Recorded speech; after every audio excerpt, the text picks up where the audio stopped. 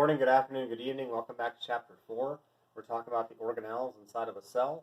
We've talked about the nucleus. We've talked a little bit about the rough ER, and now we're going to talk about the smooth ER. The rough ER is continuous with the nuclear envelope. The smooth ER is continuous with the rough ER.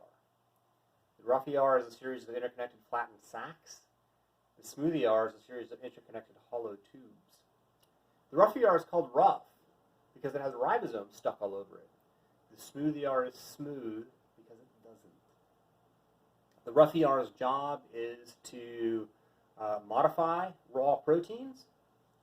It's the job of the ribosome to make those raw proteins. It's the job of the smooth ER to detoxify poisons. It makes some enzymes that are important with synthesizing oils and lipids. Synthesizing steroids. Let's pause for a second and talk about steroids.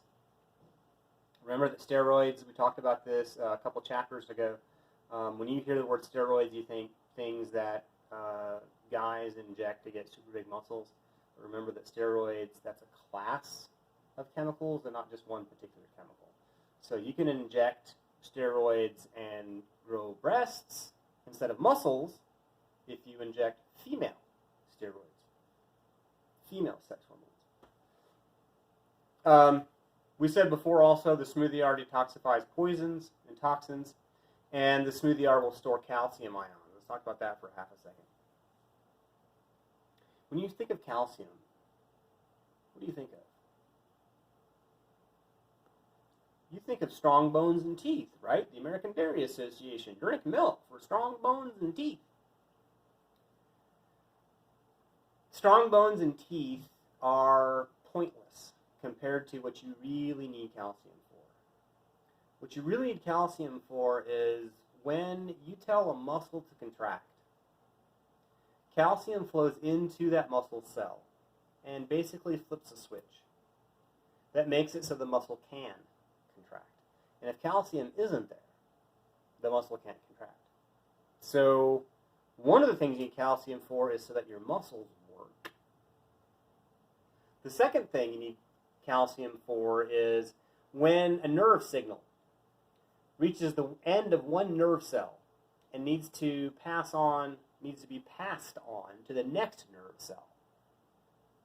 Calcium rushes into that first nerve cell and causes it to send the message, to release the message to the second nerve cell. And if calcium isn't there, then nerve cells can't talk to each other anymore. So why do we need calcium?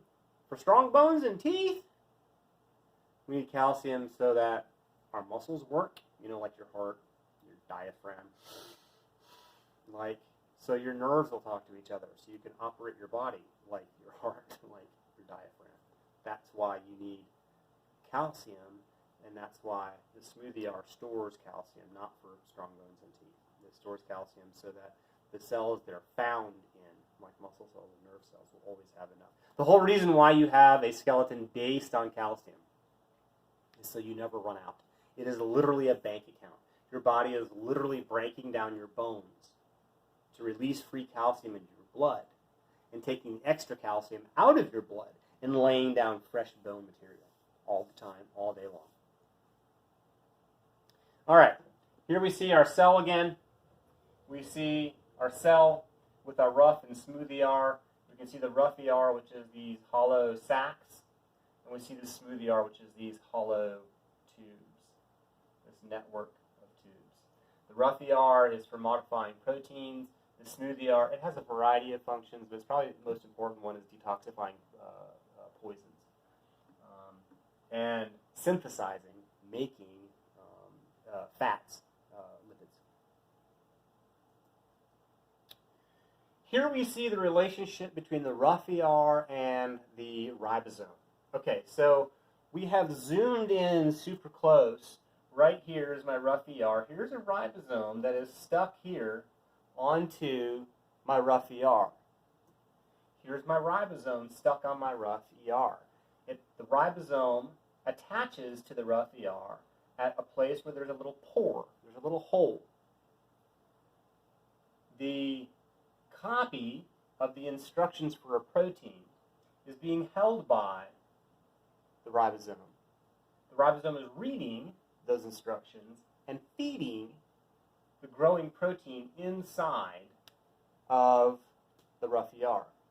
When the ribosome is done with the rough ER, when the ribosome is done with the protein, when the ribosome is done with the protein is far from done. It's a raw protein. What does raw mean? It means you don't want to eat it. It means that it's not done yet. When the ribosome is done with the protein is not done yet. It has to be modified. And one of the things that the rough ER will do is modify that protein. It will attach some things to the protein where it needs it. But when the rough ER is done with the protein, it's still not done yet. The rough ER will actually take that protein and put it inside of what's called a vesicle. A vesicle is a little pocket of membrane. It's a little balloon. It's a little transpiratory bubble of membrane.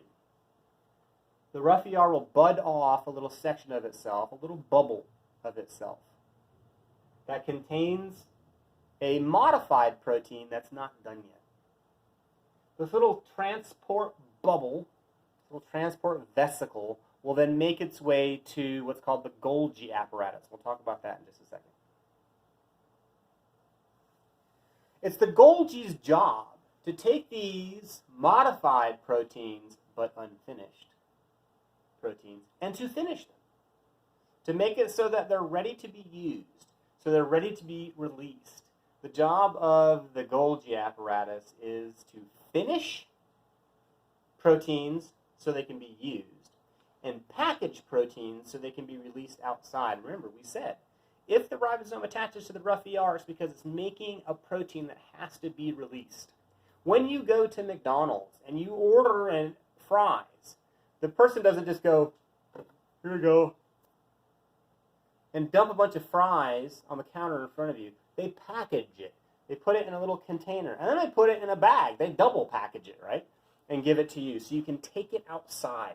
Packaging products so they can be released outside. That's the job of the Golgi. The job of the Golgi is to finish and package products from the rough ER. A transport vesicle. Vesicle just means a little bubble of membrane inside of a cell. A transport vesicle will bud off of the rough ER and make its way to the Golgi.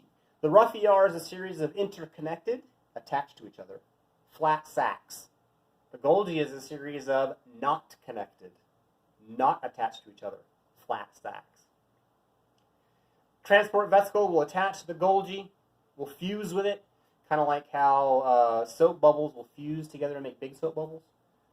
That transport vesicle will fuse to the the Golgi, release the modified but unfinished protein into the Golgi, and then this modified protein will make its way through the Golgi, and when it comes out the other side of the Golgi, it's now finished and it's packaged to be released. And so another vesicle, another transport vesicle, will bud off of the Golgi on the other side of it. Comes in this way, makes its way through, buds off the other side, and then it will go and it will attach to the cell membrane, the outer surface of the cell, to release the protein outside. Here we see my nucleus. Here's my rough ER. There's one of those transport vesicles that contains modified but unfinished proteins. My transport vesicle will attach to the Golgi, and it will release those unfinished proteins into the Golgi. Those unfinished proteins then make their way from one side, from the receiving side, to the exiting side, until it buds off the now finished and ready to be used proteins. This little transport vesicle will attach to and fuse with, again, just like soap bubbles joining together and making big soap bubbles. This transport vesicle will fuse with the cell membrane, the outer surface of the cell, and then release that now finished protein outside of the cell so it can be used outside of the cell. The primary job of the products of the Golgi are to release products outside. There are some of these vesicles that get released from the Golgi that are not supposed to transport stuff outside. Some of them turn into what's called lysosomes.